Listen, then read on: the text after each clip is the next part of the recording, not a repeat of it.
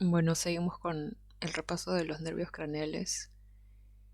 Ahora toca ver nervio vestíbulo coclear, que es el par número 8.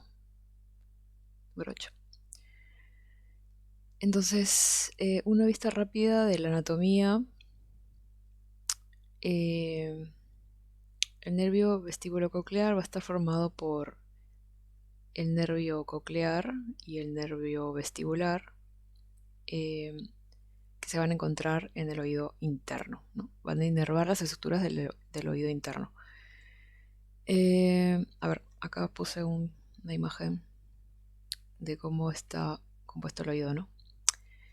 El oído está compuesto de oído externo, que está formado por el conducto externo auditivo, canal auditivo, la membrana del tímpano, hasta la membrana del tímpano y otras estructuras anatómicas externas, ¿no?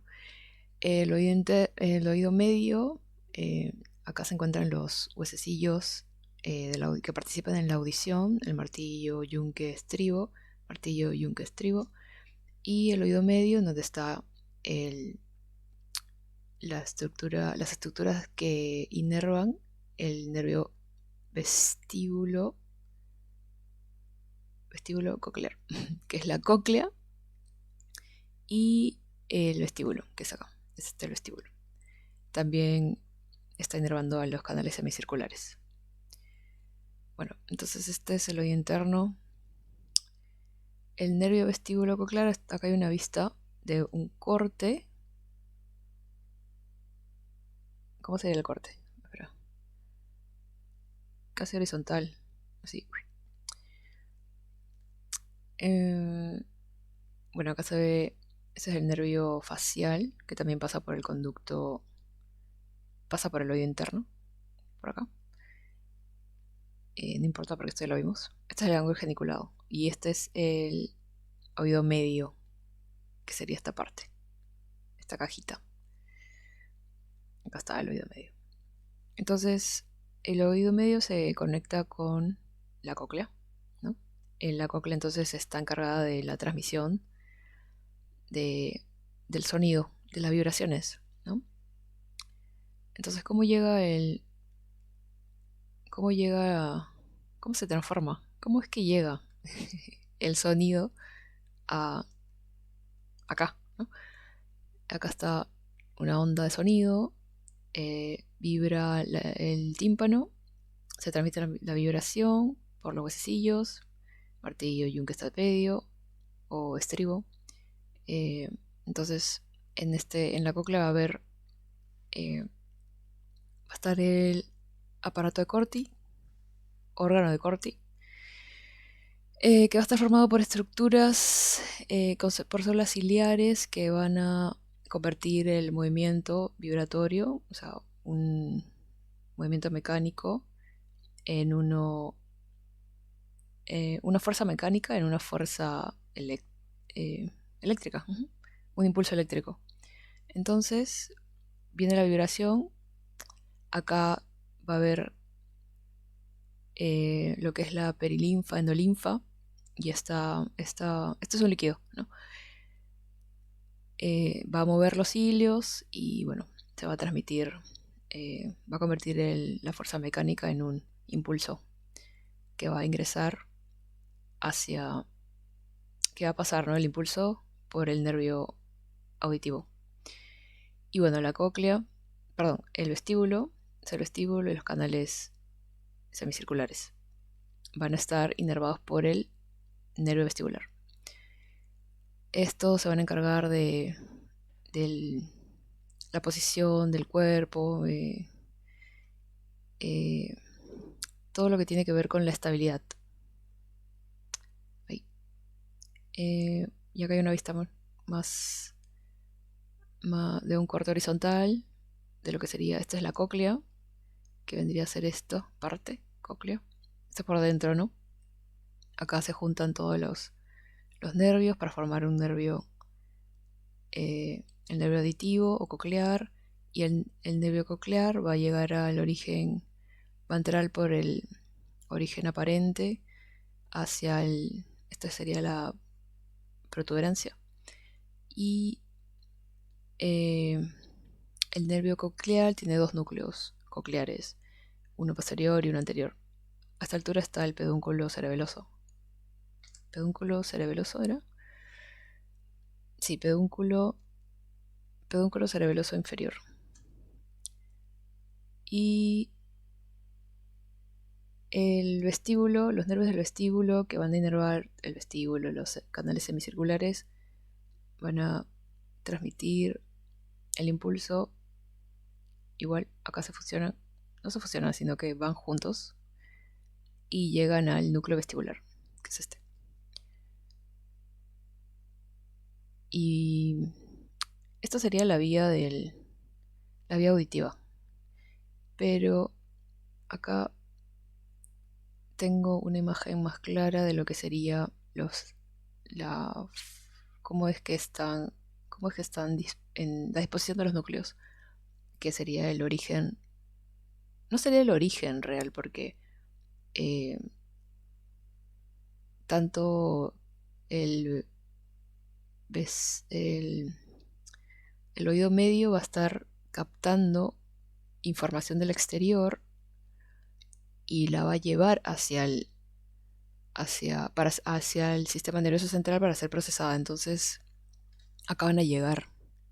No es que no va a ser el origen, sino que va a entrar hacia el sistema, hacia el sistema nervioso central. Entonces, este es el núcleo vestibular. Aquí está, núcleo vestibular. Y a esta altura está el núcleo coclear del octavo par. ¿Y por dónde vas a entrar? Acá está, va a estar en relación con el par craneal número 7, que es el facial. Este es el facial y este es el vestibular. Y esta es una vista anterior del tronco encefálico y esta es una vista posterolateral del tronco encefálico. Este es el par 8 y este es el par 7. Entonces este es el vestíbulo, esta es la protuberancia. Y bueno, eso es una revisión anatómica así rápida de lo que sería el par craneal vestíbulo coclear. Y bueno, la vía, esta es la vía. La vía, lo importante que tenemos que quedarnos con esta imagen es que acá están los núcleos donde llega el impulso auditivo, ¿no? Llega a los núcleos, luego se dirige hacia núcleo de las olivas, no, núcleo olivar, acá está el núcleo olivar, este sería las olivas, que estaría a la altura del tronco cefálico donde están las olivas.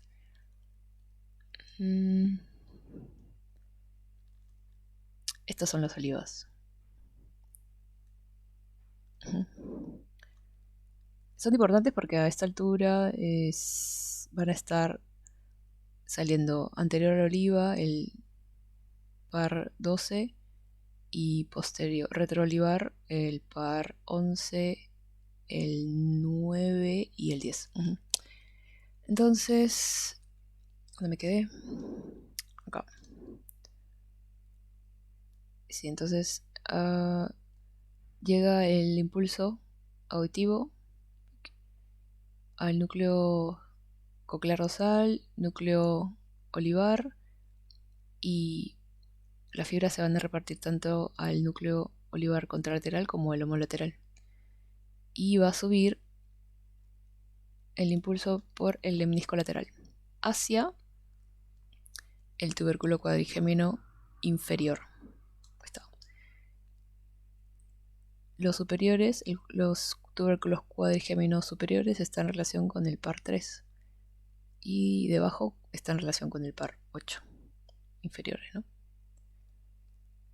Cuadrigémino inferior.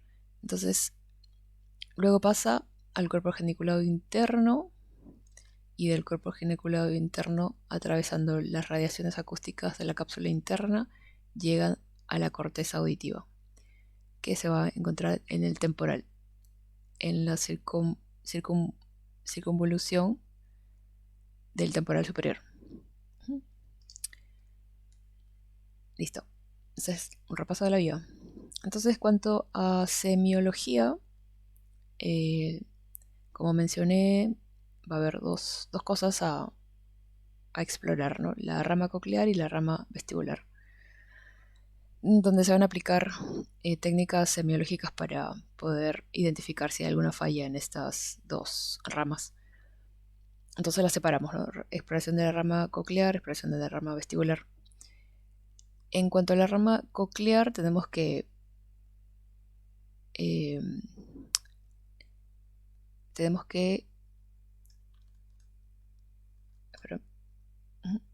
acá tenemos que pensar en dos pruebas básicas que se tiene que saber: la prueba de Weber y la prueba de Rinne. Las otras pruebas, esta prueba de Schwabash,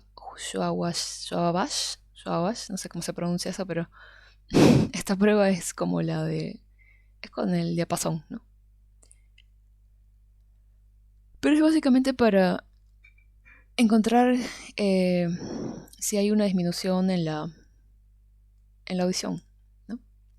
Y después la prueba de audiometría, esta evalúa intensidades y frecuencias, pero se utilizan eh,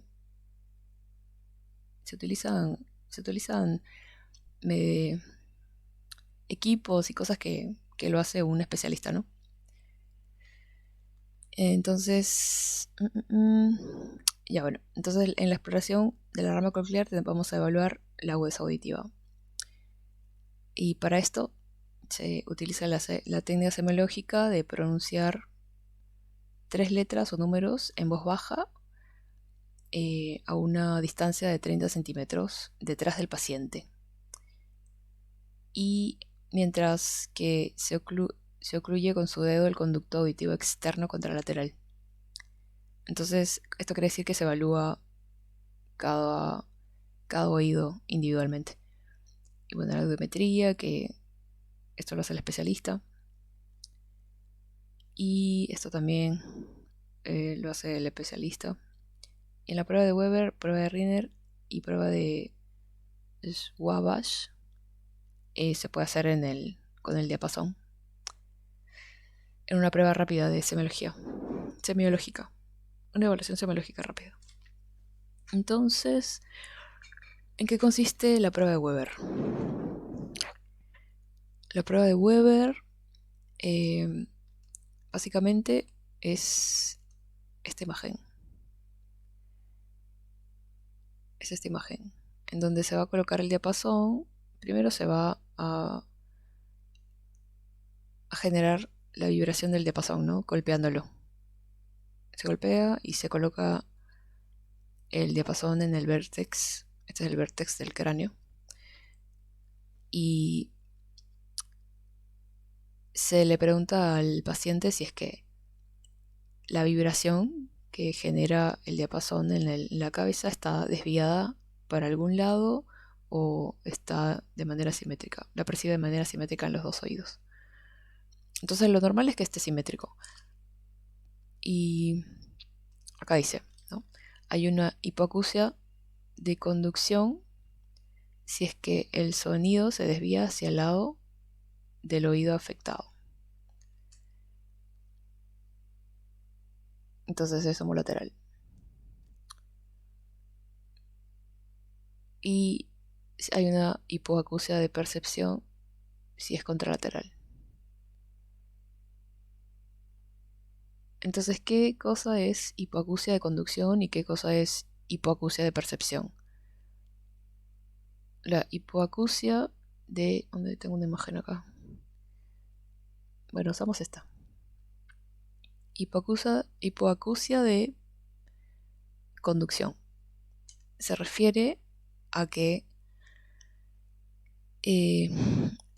hay alguna alguna lesión a nivel del oído externo y el oído medio. Conducción, ¿no? Porque acá se conduce el impulso, el estímulo, se conduce, conducción. Y percepción se refiere a la transformación o al daño en el oído interno o de la vía. Y toda esta es la vía. Tanto a nivel de los núcleos, el lemnisco, los tubérculos geniculados, tubérculos cuadrigéminos inferior, cuerpo geniculado, acá las radiaciones acústicas y también en la corteza auditiva a nivel del temporal. Entonces, esto sería acá conducción, toda esta parte, y toda esta parte sería percepción. Percepción neurogénica. Acá lo puse, creo. Percepción. ¿Dónde está? ¿Dónde está?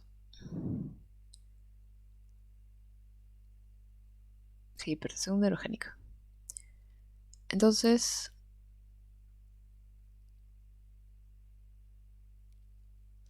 ¿por qué? ¿Cuáles son las causas de daño en el oído externo y medio o en el oído interno? Creo que acá tengo un cuadrito en donde ponen las causas más comunes, ¿no? Acá está. Etiologías de las hipoacusias, ¿no? Porque cuando se ve afectado el oído va a haber una disminución del sentido de la escucha. Entonces, cuando hay hipoacusia de conducción, oído externo y oído medio, puede ser por otitis externa, perforación del tímpano, otitis media, obstrucción de la trompa de Eustaquio o la otoesclerosis, ¿no? Que esto es en los huesecillos. Y la hipoacusia de percepción, acá dice que puede ser por rubiola. No, sí, malformaciones congénitas, producto de la infección por rubiola en el primer trimestre del embarazo, fracturas del peñasco, tumores del glomus yugular, síndrome de Meniere, fármacos que producen autotoxicidad, como los aminoglucósidos, tumores en el ángulo pontocerebeloso, porque van a comprimir el nervio, presbiacusia, que esto se da en las personas ya adultas de edad avanzada, lesiones unilaterales extensas protuberanciales por infarto, por oclusión de la arteria cerebelosa anteroinferior, neoplasias o hemorragias. Bueno, estas son las etiologías que pueden causar hipoacusia, tanto de conducción como de percepción. Bueno, entonces estaba con Weber. Entonces, eso se refiere cuando hay una hipoacusia de conducción, la vibración que se genera en el vértex del oído, digamos que está lesionado el oído derecho. Entonces, cuando colocamos el diapasón en el vértex del cráneo, el oído que está dañado va a percibir la vibración en el oído que está dañado, ¿no? Y si hay una lesión en la percepción, va a percibir, o sea, está dañada la percepción derecha, ¿no? La vía derecha. Va a detectar la vibración del lado contralateral. Entonces, acá dice, prueba de diapasón, ¿no? Se coloca en el vértex del cráneo, el diapasón va a vibrar, la vibración está hacia el lado afectado. La causa más común es por tapones en el conducto externo, y esto se va a definir como hipoacusia de conducción. Y si la vibración está hacia el lado contralateral, lado sano, va a percibir con mayor intensidad la vibración del lado sano. Entonces se puede decir que hay una hipoacusia de percepción neurogénica. Porque la lesión en la vía puede estar en la vía o en el órgano de Corti, o sea, en la cóclea, oído interno.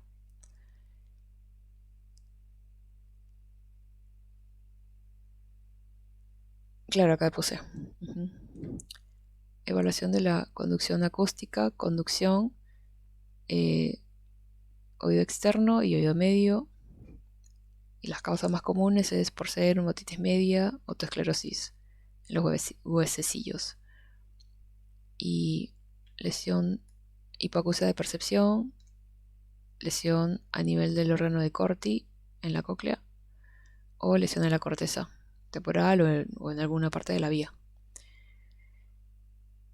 En la prueba de Rinner, que es la otra básica que se tiene que manejar, o es la que es, estas tres son las que se hacen en una para evaluar semiológicamente la rama coclear.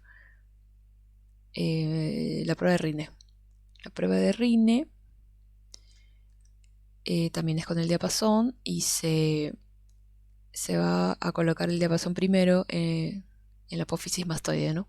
Se da un toque en el diapasón para que vibre y se la pone rápidamente en la apófisis mastoide. Y para esto, antes de hacer la maniobra, se le dice al paciente que va a sentir una vibración y que levante la mano cuando perciba que no siente la vibración, que dejó de vibrar el diapasón. Entonces, primero la coloca en la apófisis mastoide, que está detrás de la oreja, del pabellón auricular. Pasa el cráneo. No, pasa el cráneo no. Pasa el cráneo es de acá. Pero sería en la parte posterior del cráneo, ¿no? Del occipital. Y bueno, se le pone, va a vibrar. Cuando para, levanta la mano, ¿no? Y para esto tiene que más o menos calcular el tiempo que le toma dejar de percibir la vibración en la apófisis mastoide. Y luego rápidamente se coloca de esta manera, ¿no? De manera paralela al oído, y también va a escuchar la vibración. Entonces también se tiene que avisar cuando deja de escuchar la vibración. Entonces va a ser positiva la prueba no va a ser normal. Lo normal es que salga la prueba positiva de Rinner. ¿Y por qué va a ser positiva? Porque va a... Primero que el tiempo que le toma terminar de percibir la vibración por el canal auditivo y no por la vibración, porque acá está percibiendo la vibración, está escuchando la vibración, digamos, ¿no? En la apófisis. Esto es porque está el conducto, o sea, el paso de la vibración es por la vía ósea y esta es por la vía auditiva, ¿no? Del conducto. Conducto auditivo y este es conducto óseo. No, conducto no, sería vía ósea. Vía aérea, vía ósea. Entonces, digamos que se puede decir, ¿no? Que para entenderlo mejor esta parte, que la vibración en la apófisis mastoide es por vía ósea y esta es por vía aérea. Y entonces en el humano la vía aérea tiene una mejor percepción de la audición, más que la vía ósea. Entonces va a ser positiva si escuchan, ¿no? Las dos, y si la vía aérea va a ser mayor a la vía ósea. Esta va a ser más larga, o sea, más tiempo de percepción del sonido de la vibración que la vía ósea. Entonces, esta va a ser mayor. Y si hacemos una diferencia, esta va a ser positiva. porque este va a ser mayor que esto, ¿no? Digamos que va a ser mayor a 0. Mayor a 1, perdón. Porque si esto es 4 y esto es 2, va a ser 2. No, mal ejemplo. Pero cuando se divide el... Claro, no va a ser fracción, va a ser un número mayor, un número alto. Bueno, entonces, en el caso, esto va a ser positivo, normal. Esto es normal. Entonces, eh, cuando es otra forma que aparezca normal, normal acortado,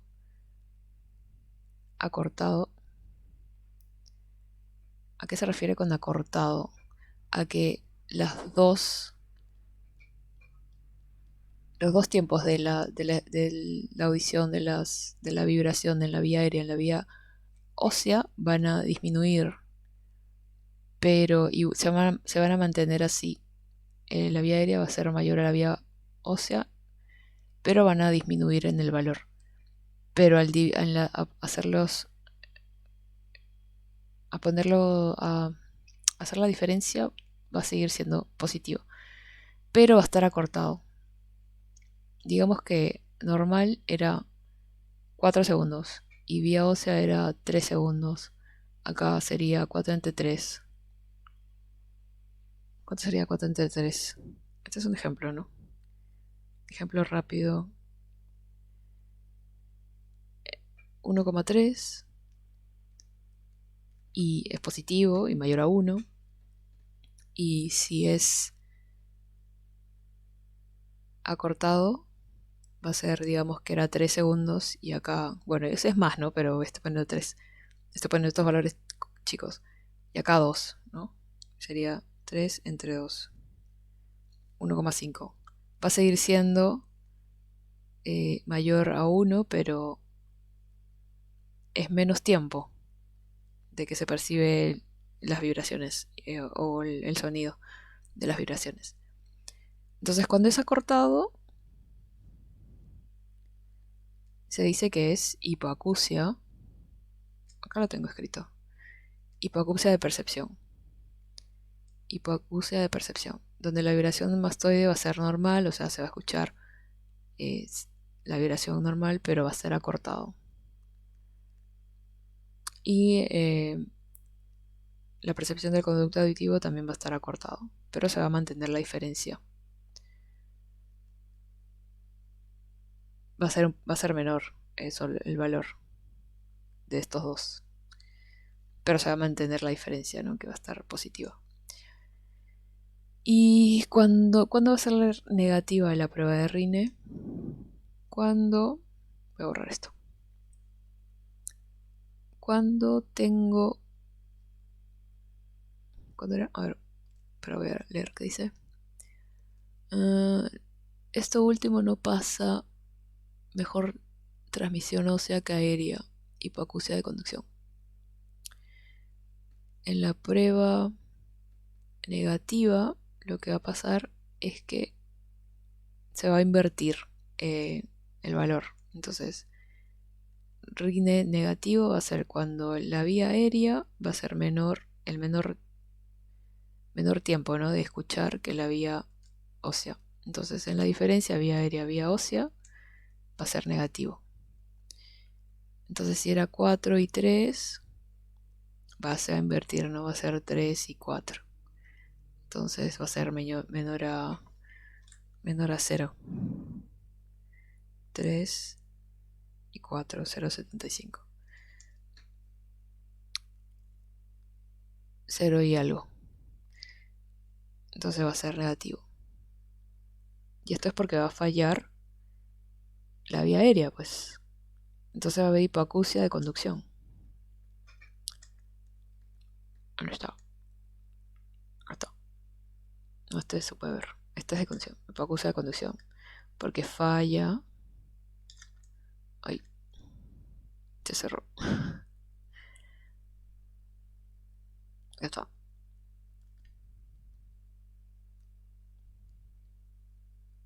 Falla vía aérea. Falla vía aérea. Rinde positivo. Perdón, rinde negativo. Y la prueba de Schwabash, lo que va a pasar es que las vibraciones, cuando hay una hipoacusia de conducción, las vibraciones se van a prolongar se van a percibir las vibraciones por más de 20 segundos, y cuando hay hipoacusia de percepción, las vibraciones se van a cortar. De la percepción del sonido, de las vibraciones se van a cortar. Y se pone el diapasón de esta forma para hacer esta prueba. Entonces, esto es lo básico que se tiene que saber de lo que es la exploración de la rama coclear. Acá hay un resumen. Diagnóstico diferencial de las hipoacusias. Hipoacusia de conducción, vía aérea. Hipoacusia de percepción, vía ósea. Entonces, Weber lo que va a hacer es que cuando hay una hipoacusia de conducción, se lateraliza la vibración, no porque se coloca el diapasón en el vértex del cráneo, hacia el lado de la lesión. Y si hay hipoacusia de percepción, las vibraciones se van a percibir hacia el lado sano. Entonces, RINE va a ser negativo cuando hay una hipoacusia de conducción, porque la vía aérea va a estar menor a la vía ósea en el tiempo, ¿no? En el tiempo de percepción del sonido o vibración. Y la hipoacusia de percepción, el RINE va a estar positivo pero acortado. Y la de Schwabash, la hipoacusia de conducción va a estar prolongado y la hipoacusia de percepción va a estar acortado. Creo que era 20 segundos acá. Y acá era 16 segundos. Menos. Y acá más. No sé si lo expliqué lo más sencillo posible o me hice un trabalenguas. Pero bueno, sigamos con la exploración de la rama vestibular. Acá el vestíbulo se va a encargar de lo que es el equilibrio, la posición de la cabeza y la posición del cuerpo. Entonces, las personas que tienen falla en la rama vestibular van a presentar vértigo, mareos y otros síntomas, ¿no? Como nistagmos, alteraciones de las marchas o de la postura. Entonces, en el interrogatorio se le tiene que preguntar si presenta vértigos, mareos. ¿Y qué es vértigo?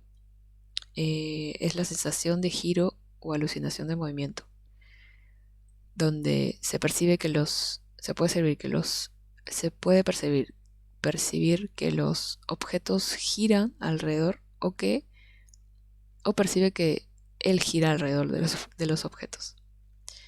Y mareos es la sensación displacentera de desequilibrio. O sea, vértigo es distinto a mareo. En el vértigo puede estar acompañado de náuseas, vómitos, taquicardia, sudoración, no sé. En el mareo no. Entonces,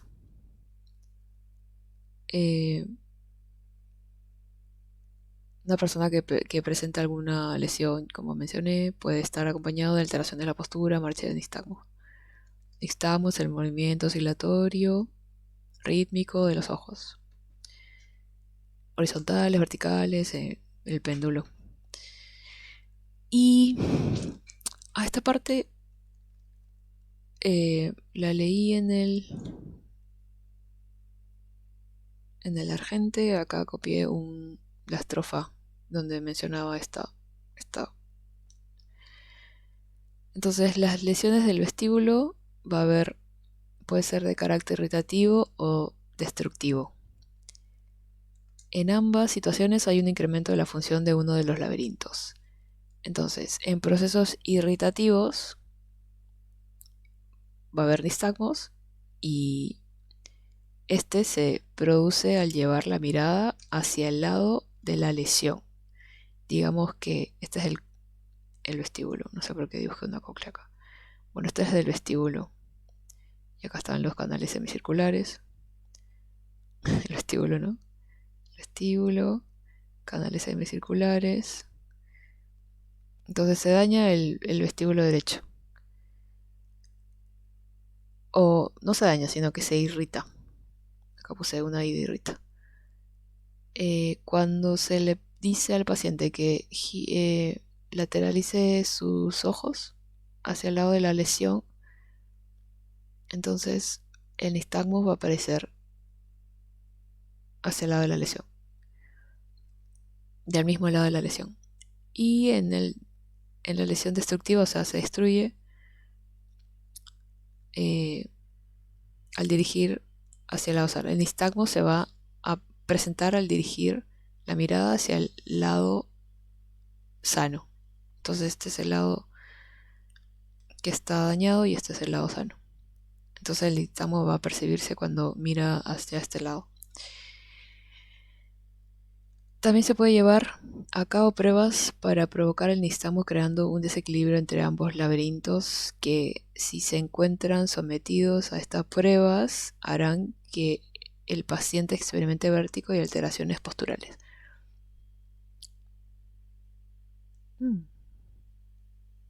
Bueno, entonces también el vestíbulo, aparte de estas lesiones, también puede presentar lesiones a nivel de los reflejos. ¿Qué reflejos se asocian con el vestíbulo? Es el vestíbulo, reflejos de vestíbulo ocular y el vestíbulo espinal. El vestíbulo ocular se relaciona con la estabilización de los ojos en relación con el espacio. Y el vestíbulo espinal interviene en la posición de la cabeza con respecto al medio. Entonces, para esto se utilizan maniobras que evalúan estos reflejos. Acá hay maniobras más complicadas que lo utiliza en una evaluación más profunda hecha por los especialistas, ¿no? Pero las que se tienen que manejar son estas: prueba de Romberg, prueba de zigzag, o es también conocida como marcha en estrella, o de Babinski, y prueba de Unterberg. Y esta prueba calórica, rotatoria, esta ya la hace un otorrinolaringólogo, ¿no? Entonces, estas son las lesiones que se pueden presentar: iterativo o destructivo. Esta prueba también, las pruebas del índice. Las pruebas del índice consiste en evaluar el reflejo vestíbulo espinal. Entonces, ¿en qué consiste esta prueba? Acá está. Consiste en acá está, prueba para evaluar reflejo vestíbulo espinal. Vestíbulo espinal. Entonces, lo que va a pasar es que acá se confrontan, ¿no? Este es el paciente y este es el examinador. Se confrontan. Entonces, con los ojos abiertos, le dice, colocan y tocan las puntas de sus índices, ¿no? Entonces le dice que cierre los ojos y acá no hay movimiento. No, los índices se van a permanecer ahí junto con los índices del examinador. Entonces, aquí la prueba es negativa a la prueba de los índices. Pero en este caso, cuando se le pide que cierre los ojos, la punta de sus dedos va a lateralizarse. Entonces acá la prueba, o sea, va a mover, ¿no? La prueba es positiva. Entonces, la desviación va a ser hacia el lado lesionado. Entonces la lesión vestibular va a estar, en este caso, en el lado izquierdo, porque los índices se están moviendo hacia el lado izquierdo. están mirando hacia allá. Estaban en este punto al principio con los ojos abiertos y cuando los cierras se desvían hacia el lado de la lesión y en sentido contrario del nistagmus. Esa es la prueba de los índices. Después la prueba de... A ver, ¿qué dice acá? Evalúa reflejos vestibuloespinales con los miembros superiores e índices extendidos. Hacia adelante toca los índices del examinador. Deberá repetir la maniobra subiendo y bajando los brazos y con los ojos cerrados. Compromiso laberíntico, los índices suelen ir hacia el lado de la lesión, ¿no? Como mencioné. Después la otra prueba es la de Romberg. Esta también se utiliza en otros, para identificación de otros síndromes que tienen que ver con el equilibrio. Entonces, cuando hay lateropulsión o se puede caer también. ¿Cuál es la prueba de Romberg? Acá está la prueba de Romberg. En la prueba de Romberg el paciente de pie se le pide que cierre los ojos y al cerrar los ojos va a ser positiva si es que va a haber una inclinación hacia el lado de la lesión, ¿no? Se va a inclinar o va a haber una pulsión. O sea, se va a mover, digamos que hay una lesión del vestíbulo izquierdo, entonces se va a inclinar hacia allá, hacia el lado izquierdo, o va a hacer como pulsiones y de vuelta, tic, tic, tic. Y también esta prueba se usa para síndrome cerebeloso o síndromes del cordón posterior, que es el sensitivo, o en síndromes diabéticos de sensibilidad profunda, donde hay daño, cuando hay daño de sensibilidad profunda propioceptiva. Y la otra prueba importante a saber es la prueba en marcha, en zigzag, lateralizada hacia el lado hipovalente, con los ojos cerrados, marcha en estrella. Marcha en estrella o marcha Babinski Whale. Marcha Babinski. Entonces, me vi un videito en YouTube y fue muy graciosa. Es que en el videito colocaron a un paciente con daño vestibular y le taparon los ojos con una venda. Entonces, digamos que el paciente comenzó acá, ¿no? Estaba parado acá. Y le dijeron que dé 5 pasos hacia adelante. Entonces el paciente dio 5 pasos. 1, 2, 3, 4, 5. 5 pasos adelante y luego retroceder. 5 pasos, ¿no? 1, 2, 3, 4, 5. Después de nuevo le dijeron, otra vez, 5 pasos adelante. Y el paciente dio 1, 2, 3, 4, 5. Hacia adelante. Para él era hacia adelante, ¿no? Y luego hacia atrás. 1, 2, 3, 4, 5. Y luego así. Iba dando 5 pasos hacia adelante y luego hacia atrás. Y iba virando. Entonces, a esto se le llama marcha en estrella o de Babinski.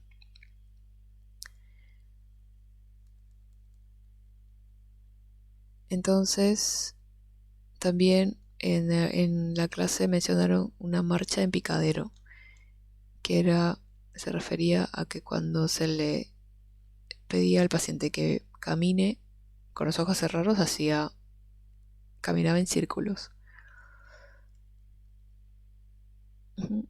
Acá dice, al explorar la marcha, los enfermos con patología vestibular suelen presentar una marcha en zigzag común. Esta es la marcha en zigzag común, comúnmente lateralizada hacia el lado hipovalente. O sea que el daño, si está virando si estaba yendo para este lado, para el lado izquierdo, entonces el daño estaba hacia el lado izquierdo. ¿Por qué puse una D? Tengo sueño. Bueno, acá está el lado izquierdo, porque iba virando hacia el lado izquierdo. Después, la prueba de Unterberg es también, ¿no? Esta es la prueba de Unterberg. Va a ser negativa si Perdón, ¿en qué consiste? Consiste en que se le pide al paciente que marche en el lugar. Entonces va a ser negativa, con los ojos cerrados. Va a ser negativa si es que no se mantiene en el mismo lugar, sin ninguna falta de desequilibrio, ¿no? Ahí, negativa. Pero va a ser positiva cuando este va a ir girando, se va a mover del sitio. Pero la percepción de este es como si estuviera marchando en el mismo lugar, pero se va a estar moviendo. Este es el examinador, entonces va a ser positiva si es que va girando. Y acá dice, en caso de trastorno vestibular se observa una rotación del cuerpo en el sentido laberíntico del laberinto afectado. Claro, entonces este va a estar girando hacia la derecha. Entonces el vestíbulo va a estar dañado, el derecho.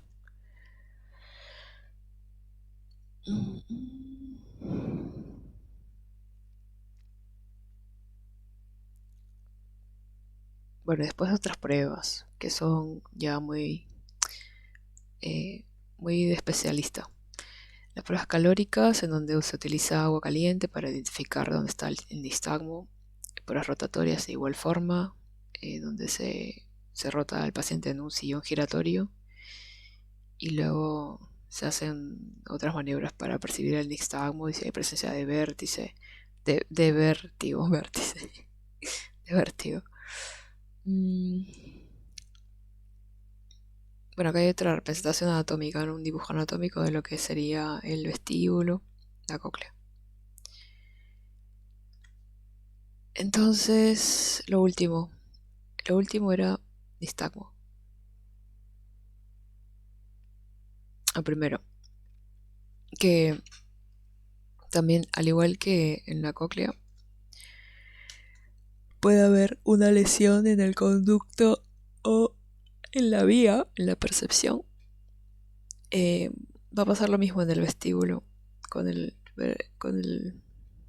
la rama vestibular. Puede haber una lesión a nivel de periferia o a nivel central.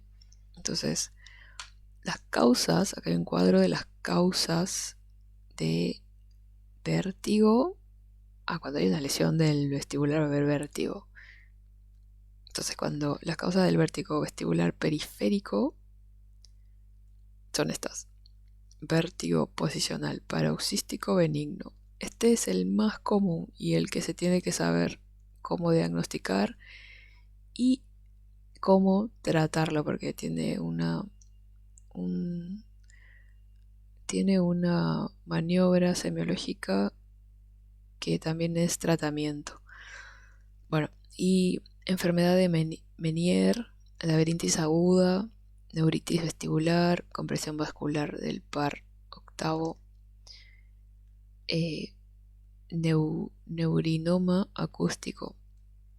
Esto era tumor en vaina de Schwann, tronco encefálico. No, vaina de Schwann, sacar más. Central es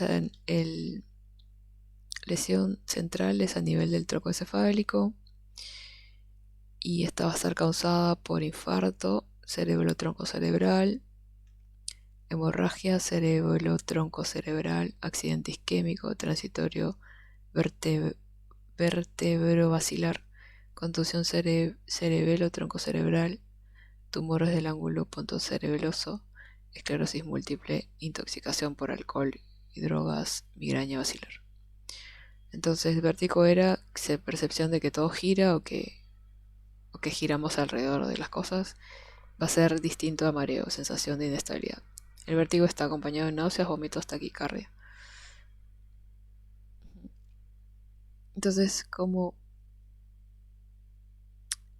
dije, el vértigo posicional paroxístico benigno es el más común. ¿Y qué es esto? Es el paciente al levantar la cabeza va a sentir que todo le gira, pero de manera brusca. Tipo, se levanta la cabeza y le da un vértigo. Pero esta va a durar de 20 a 30 segundos y luego desaparece. Se le pasa, por eso es que es paroxística benigna. que normalmente se da por presencia de, acá está, de detritus calcáreos. ¿Dónde está? Acá está. Afecta, mayormente se afecta el canal semicircular posterior, y esto va a ser por depósitos de detritos de calcio, ¿no? Va a haber una irritación del vestibular. Entonces, ¿cuál es el canal auditivo posterior? Este es el medial, este es el lateral y este es el posterior. Entonces va a haber acá una presencia de detritos aquí. Entonces,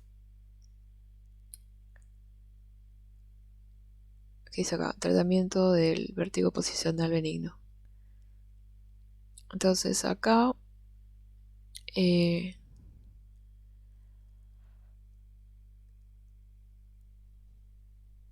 este vértigo posicional paroxístico benigno, B, P, P, B, vértigo posicional paroxístico benigno, el diagnóstico se hace con esta maniobra. Esta maniobra que se llama Dix-Hallpike o Hallpike, en donde el examinador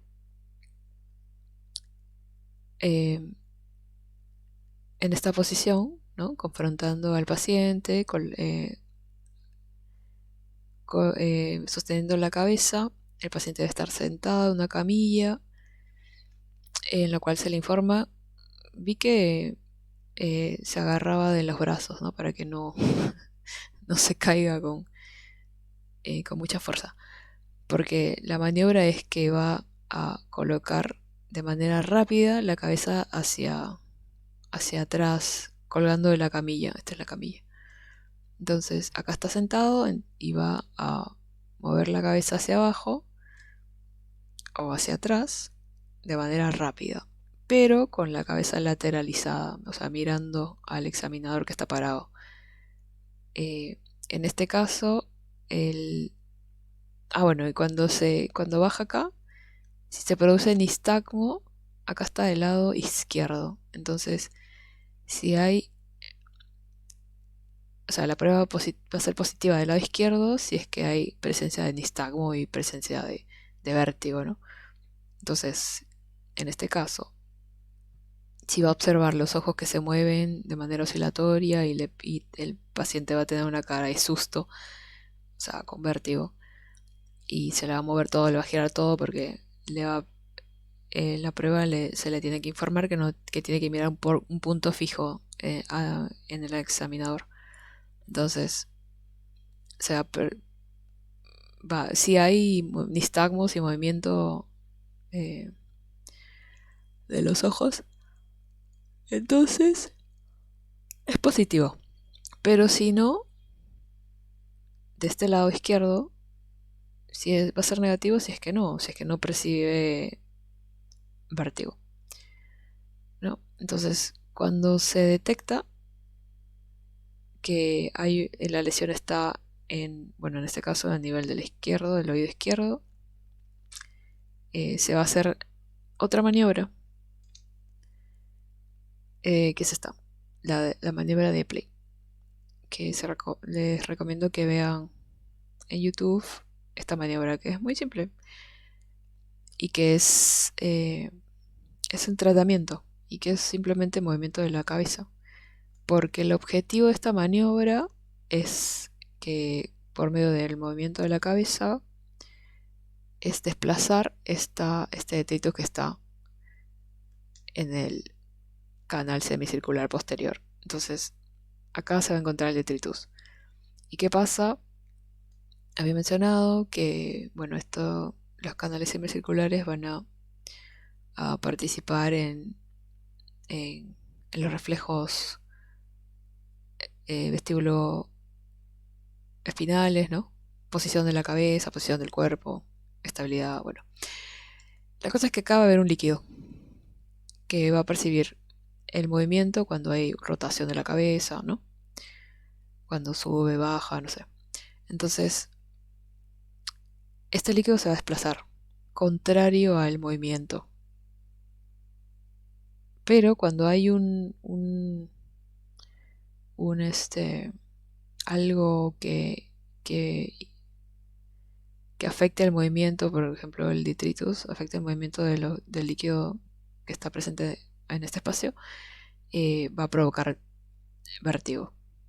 Entonces, lo que se tiene que hacer con esa maniobra es desplazar este detritus para que llegue acá y, y se, o sea, pase y se quede por acá, salga del canal auditivo. El objetivo es que salga del canal semicircular. Entonces, esa es la maniobra de E-Play, la que se utiliza. Esta la pueden ver en YouTube. El comienzo es igual a como hacen esta maniobra de Hallpike, ¿no? O sea, ya se ubicó el daño, la presencia de la lesión, ¿no? Que en este caso es el derecho, oído derecho. Entonces se baja al paciente de manera rápida hacia atrás, ¿no? Y con la cabeza en un ángulo de 30 grados. Entonces acá va a presentar nistagmo. Pi, pi, pi, pi. Entonces nistagmo, cuando ya para el vértigo y el nistagmo, se mantiene ahí por unos segundos, ¿no? Cuando para, luego gira la cabeza para el otro lado, también en un ángulo. Así, gira la cabeza para el otro lado, se mantiene en ese ángulo, se deja ahí por unos segundos, 30 segundos, 60 segundos, y luego se le pide que se ponga de forma lateral. Pero la cabeza ahora va a estar mirando hacia abajo, con la punta de la nariz mirando hacia abajo. Y se va a quedar ahí también igual. Acá también va a haber presencia de vértigo y nistagmo. Entonces cuando ya para, después de un minuto, no sé, 30 segundos, se le sienta al paciente. Vuelve a esta posición. Y ahí supuestamente ya se desplazó el otolito, no es un otolito, es detritus de calcio. Entonces, acá mira, estaba en este lugar, con esta posición, se va desplazando. Luego, pi, pi, pi. Ah, no, comenzó acá. ¿Dónde está? Acá comenzó el otolito. No, no es otolito, es detritus. Acá se va moviendo, y ¡pum!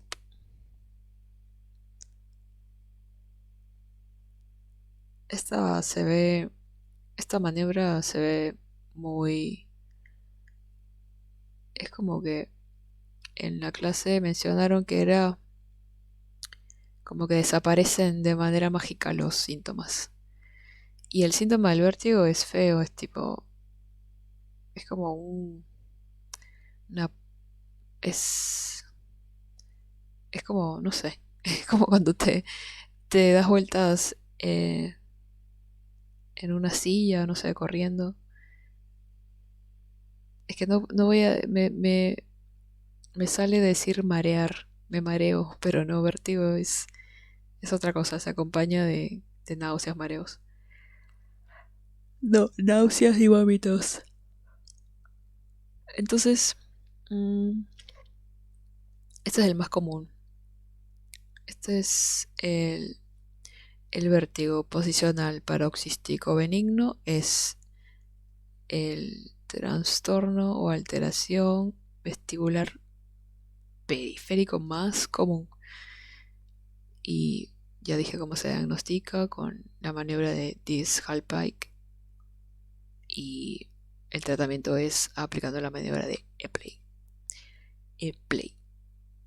Creo que eso sería todo con respecto a la